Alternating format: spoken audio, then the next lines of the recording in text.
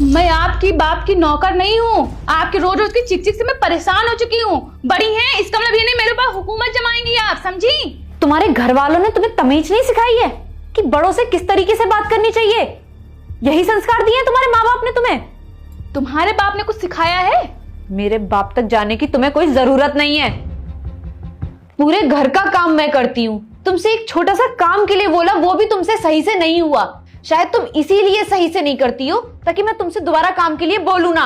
अगर मुझे काम ना करना हो तो आपके मुंह पे मैं मना कर सकती हूँ ना। बस यही रह गया है मुझे सुनने के लिए इस घर में कि तुम मेरे मुंह पे मना करोगी। अब तुमसे पहले मैं इस घर में आई हूँ, मेरे बाद तुम आई हो, तो तुम्हें मेरे हिसाब से चलना पड़ेगा। तुम्हें नहीं पता कि इस घर में कब क्या कैसे होता है। सब कुछ समझती हूँ मैं, पर आप बड़े होने का फायदा उठाती हैं। अगर मैं फायदा उठा रही होती ना तो पूरे घर का काम नहीं करती, तुमसे करवाती उल्टा। क्योंकि तुम्हारा अपना रहने का तो कोई ठिकाना है नहीं, मेरे पति के ऊपर रह रही हो। भाभी, इस घर में उनका भी हिस्सा है। ये आप मत भूलिए कि केवल आपके यहाँ भैया ही कमाते हैं। ये भी तो कमाते हैं, जितना आपके यहाँ भैया कमा रहे हैं उतना ही मेरे पति भी कमाते हैं। उनका बराबर का हक हुआ ना। ऐसे लोगों के तो मुंह ही लगना बेकार है, जिसे तमीजी ना हो बात करने की। इसमें कौन सी बदतमीजी कर दी भाभी?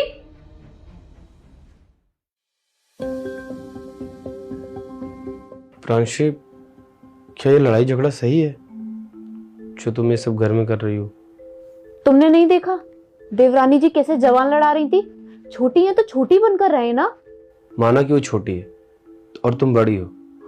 अक्सर बड़े लोगों को भी समझना चाहिए कभी कभी। और तुम्हें पता है प्रांशी, जब हमें घर को चलाना होता है ना, तो फिर बड़ों को सबसे ज्यादा मैनेज करना पड़ता है और सबसे ज्यादा कॉम्प्रोमाइज करना पड़ता है। और तुम उससे पहले इस घर में आई हो तो तुम्हें चीजें ज्यादा पता है घर की, कि घर को कैसे मैनेज करना है, कौन आएगा कौन जाएगा, किससे कैसे बात करना है। अब रही बात सृष्टि की, तो तुम उसको भी मैनेज कर सकती हो। अब इसकी नई नई शादी हुई है, पवन को भी बुरा लग सकता है। इस चीज को तुम क्यों नहीं समझती हो? लड़ाई करना जरूरी होता है क्या? अगर तुम ही चुप हो जाती तो क्या हो जाता? अगर इंसान बड़ा है तो इसका मतलब ये नहीं है कि हर बार वही समझे।